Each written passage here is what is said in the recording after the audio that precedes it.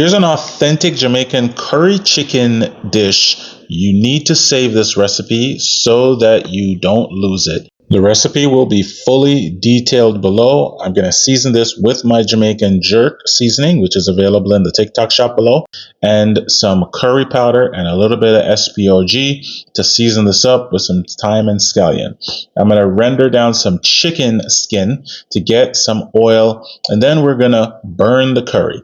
Burning the curry is really just blooming the curry, and you want to get that right color so that when you stir your chicken in there, your curry doesn't look white. Now we're going to cook this over the open fire because that's how I grew up cooking it. You're going to add your aromatics, your garlic, onion, and then you're going to simmer with potatoes and carrots. Add a little bit more seasoning to compensate for all that liquid you added, and then let that simmer until the chicken is tender and you have that really good sauce. If you want to know how to serve this up with some rice, make sure you check out my rice cooking videos.